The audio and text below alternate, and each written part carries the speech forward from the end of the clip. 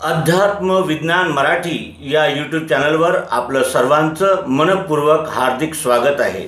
मित्रांनो, शंका समाधानाच्या या सत्रामध्ये मिडल वे क्रिएशन या आपल्या नियमित श्रोते आणि दर्शकांकडून एक प्रश्न आला आहे. त्याचा आपण यथामती विचार करण्याचा प्रयत्न करूया. प्रश्न आहे की मनुष्याची निर्मिती का, कशी व केव्हा झाली आणि आधुनिक वैज्ञानिक, तकनिकी आणि संवैधानिक अधिकार, कर्तव्य, नैतिक मूल्य, सार्वभौमिक विकास यामध्ये धर्म, अध्यात्म यांची उपयोगिता आणि प्रासंगिकता काय आहे, असा त्यांचा विस्तृत असा प्रश्न आहे. आपण यथामती त्यांचं समाधान करण्याचा या अंकामध्ये प्रयत्न करूया. मनुष्याची उत्पत्ती कशी, कधी आणि का झाली याविषयी जर आपण पाहिलं तर आपल्याला आधुनिक संशोधकांचे काही साहित्य आपल्या हाती लागते. त्यांनी केलेलं संशोधन आपल्यासमोर आहे. चार्ल्स डार्विन म्हणतो की माकडापासून विकास होऊन हा मानव बनला. पण आपण जर पाहिलं की एकाएकी या पृथ्वी तलावर माकड कुठून आलं? माकड आलं म्हणजे माकड आहे याचा अर्थ माकडाच्या पूर्वीही काही होतं आणि त्याच्या पूर्वीही काही होतं. म्हणजे सतत विकास हाच या विश्वाचा ज्याला म्हणतात की हे विकास हाच या विश्वाचं स्वरूप आहे. आणि हळूहळू विकास होत होत आज हा मानव या भूतलावर आहे. आणि कशी झाली म्हणाल तर अगोदर काय होतं इथे? अगोदर जर काहीच नसतं तर हे एकाएकी काय जादूसारखं निर्माण झालं असेल का, याचाही विचार करता येईल. म्हणजे मनुष्याची निर्मिती कशी झाली आणि केव्हा झाली हे आपण फक्त अंदाज लावू शकतो, अनुमान करू शकतो. निश्चित याविषयी काहीही सांगता येणार नाही, कारण हे विश्व अनादी आहे. हे विश्व कधी निर्माण झालं हे कधीही कुणालाही सांगता येणार नाही. यामध्ये जे निर्माण झालेलं आहे म्हणजे जे मानव निर्मिती आहे ते फक्त अंदाज लावू शकतात की असं झालं असेल, तसं झालं असेल, तसं झालं असेल. पण ते निश्चितपणे अजिबात सांगू शकत नाहीत की मनुष्याची या विश्वाची निर्मिती कधी झाली. पण अध्यात्म विज्ञानशास्त्राद्वारे जर आपण या प्रश्नाकडे पाहिलं तर अध्यात्म विज्ञानशास्त्र सांगते की सर्वात अगोदर या पृथ्वीवर असे या अंतराळामध्ये हे गोलक असे होते. म्हणजे सूर्यासारखे जे ग्रह होते ते फिरत होते. त्यांचा ते आपसामध्ये त्यांचा संयोग झाला किंवा ते आपसामध्ये असे भिडले आणि त्यामधून मग अनेक त्याचे तुकडे बनले. त्यातला एक तुकडा हा पृथ्वी आहे. हा थंड झाला. थंड झाल्यानंतर पृथ्वीवर मग पाण्याची निर्मिती झाली आणि पृथ्वी आणि पाण्यानंतर मग वायूची निर्मिती झाली. वायूनंतर मग अग्नीची निर्मिती झाली आणि अग्नीनंतर आकाश निर्माण. ही पोकळी तर होतीच, ही निर्माण झाली नाही, ती अनादी आहे. काही लोकांचं असं म्हणणं आहे की अगोदर पृथ्वी निर्माण झाली, त्या ग्रहांच्या आपसामध्ये भिडल्यामुळे अनेक जे तुकडे झाले त्याच्यामधून हा एक ग्रह जो थंड झाला त्याला पृथ्वी म्हणतात. आणि थंड झाल्यामुळे मग त्याच्यावर जीवन उदयाला आलं आणि त्या पृथ्वीमध्ये जलाची निर्मिती झाली. जलानंतर मग अग्नीची उत्पत्ती झाली आणि अग्नीनंतर हा वायू निर्माण झाला. आणि वायू आणि या सर्व चारही महाभूतांच्या काय म्हणतात त्याला, असं म्हणूया की प्रक्रियेद्वारे मग हे जीवसृष्टी निर्माण झाली. त्यानंतर अध्यात्म विज्ञान सांगते की सर्वात अगोदर उद्बीज निर्माण झालं. कारण अन्न निर्माण झाल्याशिवाय या विश्वामधले कोणता जीव जगू शकत नाही. त्याच्यामुळे सर्वप्रथम इथे अन्न निर्माण झालं, ते उद्बीज, झाड वगैरे हे निर्माण झाले. त्यानंतर जलामध्ये असणारे जे किडे आहेत ते निर्माण झाले. त्याच्यानंतर अग्नीपासून निर्माण होणारे पशुपक्षी निर्माण झाले.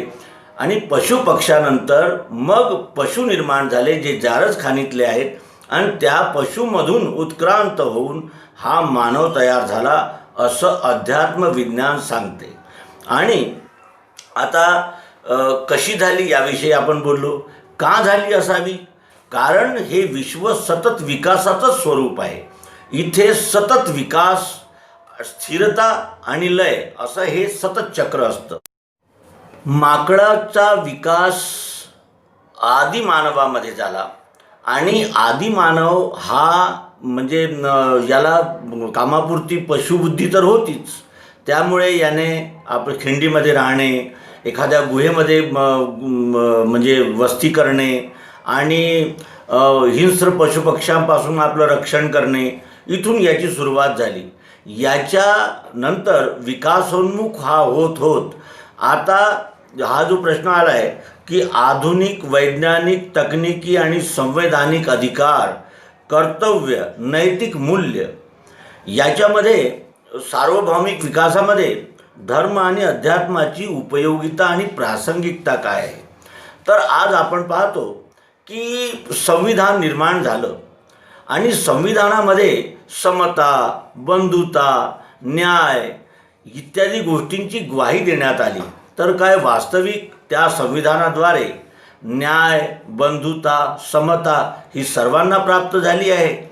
आणि जर सर्वांना प्राप्त झाली आहे असं जर आपण म्हणू तर मग एक पक्ष शोषित आहे, एक पक्ष पीडित आहे, एक पक्ष लाचार आहे आणि एक पक्ष म्हणजे ज्याला म्हणतात समर्थ आहे आणि ज्याला असं म्हणू आपण की तो दुसऱ्या पक्षावर हावी आहे आणि तो आपल्या बळावर इतरांना दाबून टाकण्याचा प्रयत्न करतो. मग ते बळ शारीरिक असो, धनाचं असो किंवा कायद्याचं असो आणि त्या कायद्यामधूनही पळवाटा काढतात.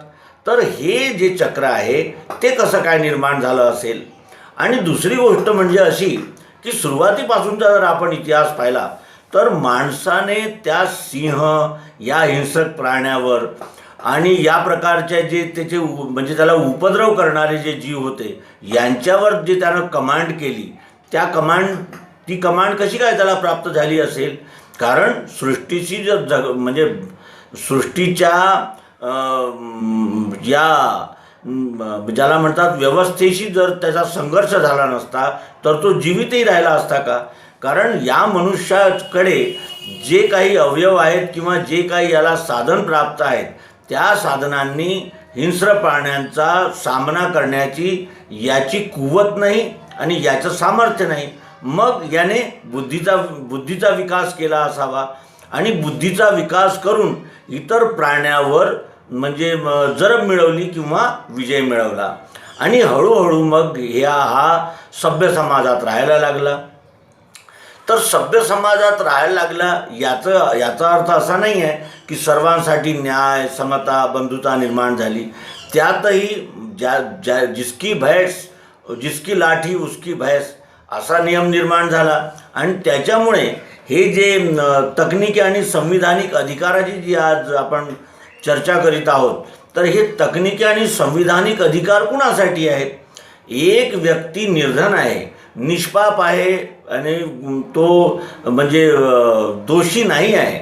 आपण त्याला अचानक म्हणजे कायद्याच्या कचाट्यात तो सापडला तर त्याच्याकडे जमानत घ्यायला जर पैसे नसतील किंवा जमानत देणारा नसेल तर तो वर्षानुवर्ष निष्पाप असूनही म्हणजे कारागृहात सडत राहतो आणि त्याला वकीलही मिळत नाही कारण पैशानेच वकील खरेदी केल्या जातात. आणि जो दोषी आहे पण ज्याच्याकडे धन आहे तो मोठ्यातला मोठा निष्णात वकील लावतो आणि एकाच्या ठिकाणी 4 वकील करतो आणि मग तो आपल्या बुद्धिबळाने आणि धनाच्या भरोशावर प्रमाण नष्ट करतो आणि जे साक्षी असतात त्यांना फितवतो आणि शेवटी त्याला जमानतही मिळते आणि कधीकधी तो म्हणजे न्यायाच्या डोळ्यातही धूळ फेकण्यास समर्थ होतो. म्हणजे सांगण्याचा उद्देश काय आहे की आधुनिक म्हणा किंवा वैज्ञानिक म्हणा, संवैधानिक म्हणा, हे सगळे अधिकारही त्या मिळाल्यानंतरही इथे जो बळी तो कानपिळी हाच म्हणजे नियम लागू झाला आणि याने त्या कायद्याच्या कचाट्यातूनही वाटा शोधल्या आणि जो बलवान आहे त्याने कमजोरावर शासन करण्याचा प्रयत्न केला. मग त्याच्यावर वचक कसा बसेल किंवा तो नीतिनियमाने नीतिमूल्यांचं कसं म्हणजे पालन करेल याविषयी जर आपण पाहिलं तर आपल्या असं लक्षात येतं की माणसाच्या हे लक्षात आलं की काही गोष्टीवर जरी मानवाचं नियंत्रण असलं तरी जन्म मृत्यू यावर त्याचं नियंत्रण नाही आहे. मग त्याला असा भास व्हायला लागला त्या मानवाला की अशी कोणती तरी एखादी शक्ती आहे की ज्या शक्तीच्या पुढे हा मानव हतबल झाला. हा जो काही म्हणजे जमा करतो किंवा जो काही मिळवतो तो शेवटी टाकून त्याला जावं लागतं. याचा अर्थच असा की याच्या ज्या शक्ती आहेत मानवाच्या या सीमित आहेत आणि हे लक्षात आल्यानंतर मग त्याला म्हणजे देव किंवा म्हणजे अदृश्य शक्ती या प्रकारच्या त्याच्या मनात निर्माण झाल्या भावना आणि मग ते पंथ संप्रदाय निर्माण झाले. मग तो आकाशाकडे हात जोडून उभा झाला की वर काही असेल तर म्हणजे हे अदृश्य शक्ती तू आमची मदत कर, आम्हाला येणाऱ्या अडचणीतून काहीतरी मार्ग काढायला आम्हाला सहाय्य कर, असा त्याने टाहो फोडला, अशी त्याने प्रार्थना केली. आणि त्या प्रार्थनेमधूनच त्याच्या जशा जशा कल्पना जशा जशा त्याची म्हणजे भावना झाली त्या प्रकारचे त्यानं म्हणजे देव निर्माण केले आणि हळूहळू तो म्हणजे धार्मिक बनायला लागला. आणि जेव्हा या जगाचा एखादा नियंत्रक आहे असं जेव्हा निश्चित झालं तेव्हा हेही निश्चित झालं की तो न्याय करतो आणि आपल्या केलेल्या कर्माचं फळ देतो. हे जेव्हा त्याच्या लक्षात यायला लागलं तेव्हा मग हे धर्म उदयास आला म्हणजे पंथ निर्माण झाले.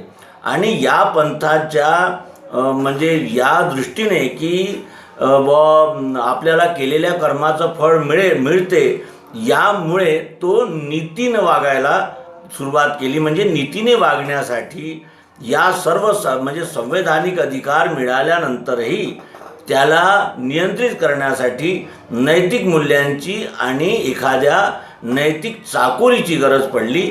त्याच्यातून मग समाज यांची गरज पडली आणि तो म्हणजे त्याने एक नियम बनवले की परिवार कुटुंब समाज देश ह्या सर्व म्हणजे निरनिराळ्या कल्पना उदयास आल्या आणि त्या कल्पनांद्वारे त्याने आपल्या समाजाची परिवाराची एक घडी बसवण्याची म्हणजे पद्धती निर्माण केली आणि त्यानुसार तो सामाजिक प्राणी बनला.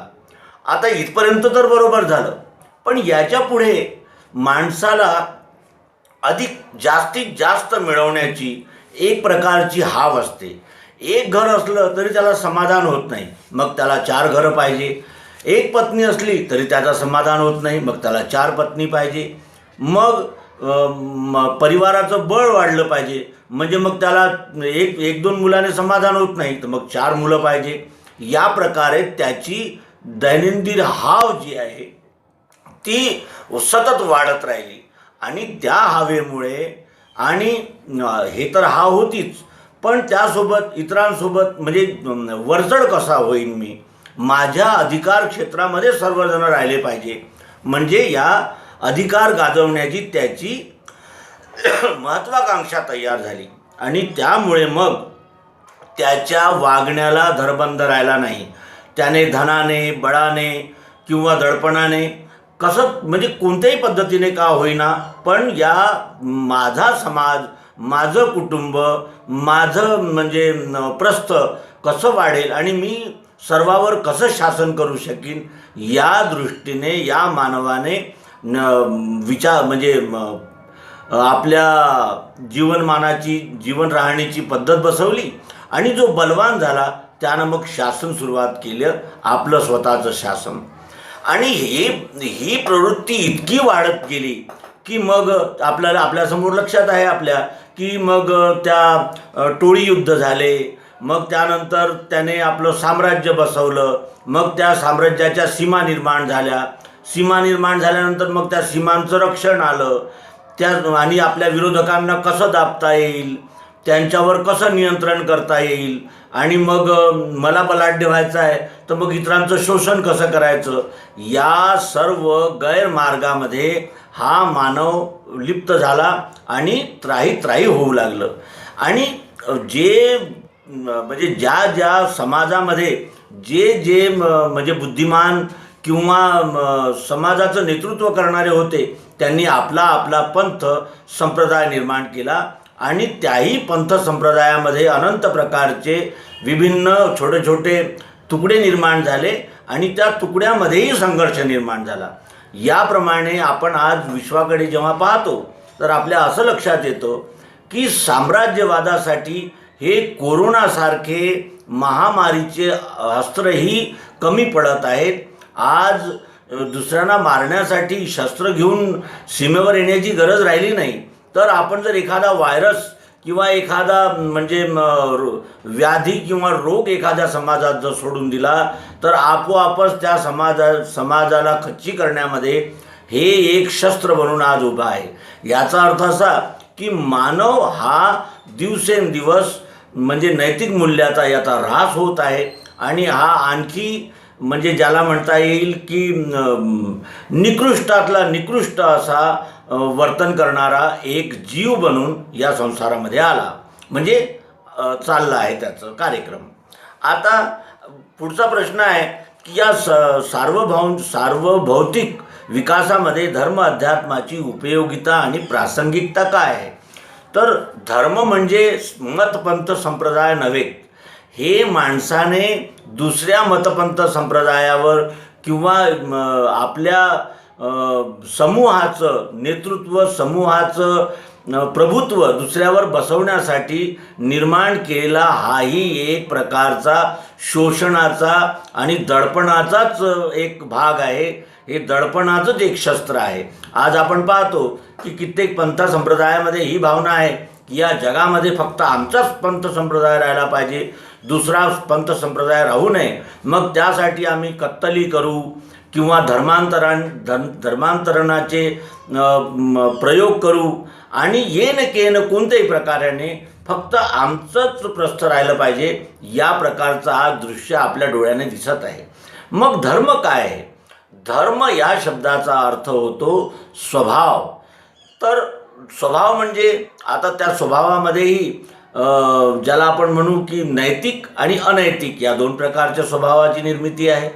आणि नैतिक स्वभाव म्हणजे सर्वसमावेशक सहजीवन, आणि अनैतिक स्वभाव म्हणजे फक्त माझाच पंथ, माझाच देश, माझीच भाषा, माझंच राज्य, आणि त्या राज्यासाठी मग राबवण्यात येणारे अत्याचारी रानटी कायदे, हे अनैतिक. नैतिक अनैतिक या प्रकारचे हे दोन तट पडले. आता धर्म म्हणजे स्वभाव असं जे आम्ही म्हटलं, त्याच्यासाठी आपण एक पाहूया की प्रत्येक माणसाचा एक विशिष्ट असा स्वभाव असतो. त्या स्वभावानुसारच तो आपलं जीवनयापन करतो. कुणाचा स्वभाव हा सर्व म्हणजे सहजीवनास उपयोगी असतो, तर कुणाचा स्वभाव हा नियंत्रण करण्यासाठी वाटेल ते चांगले वाईटचा विचार न करता जगण्याचा असतो. म्हणजे हे म्हणजे नैसर्गिक एक प्रवृत्ती आहे. त्या प्रवृत्तीनुसार हा मानव चालण्याचा प्रयत्न करतो. धर्म म्हणजे स्वभाव, आपल्या स्वभावानुसार चालणे, हा धर्म आहे. पण स्वभाव म्हणजे माझा स्वभाव जर अनैतिक आहे तर मी आपल्या अनैतिकच स्वभावाने चाललो तर मग इतरांना पीडा होते. म्हणून धर्माची धारणा करण्यात आली की धर्म म्हणजे काय, तर सहजीवन, सर्वांनी नीतिमूल्यांनी वागणे आणि नीतीचं पालन करीत स्वतःसहित सर्वांना समावेशक आणि सर्वांना न्याय, रक्षा आणि सर्वांना पोषण असं सर्वसमावेशक सर्वभूत हिते रता असं जे वागणं आहे त्याला धर्म म्हणतात. आणि अध्यात्म म्हणजे काय, तर ह्या विश्वामध्ये असलेल्या सर्व म्हणजे चर अचर जड चैतन्य याच्यामध्ये सामान्य तत्व काय आहेत याचा शोध लावला, आणि या शोधामुळे हे सिद्ध करण्याचा या अध्यात्माने प्रयत्न चालवला आहे की या विश्वामध्ये एक कणही दुसऱ्या कणापासून वेगळा नाही आणि हे विश्व हाच एक म्हणजे ज्याला म्हटलं जाते इकाई आहे. हे विश्व हीच एक वस्तू आहे. या विश्वामध्ये वेगवेगळ्या आकारा प्रकारात दिसणारे जेवढे काही घटक आहेत ते त्या विश्वाचेच भाग आहेत, त्या विश्वापासून वेगळे नाहीत आणि त्या विश्वापासून या घटकांना वेगळं करताही येणार नाही हे सिद्ध करतंय अध्यात्म. आणि जर समजा या जगातून जर या अध्यात्म आणि धर्माचा जर लोप झाला तर काय होऊ शकते याचेही आपण उदाहरणं यापूर्वीही पाहिले आहेत आणि सध्याही पाहत आहोत. धर्म म्हणजे पंथ संप्रदाय नव्हे हे आम्ही यापूर्वी आपल्या निवेदन केलेलं आहे.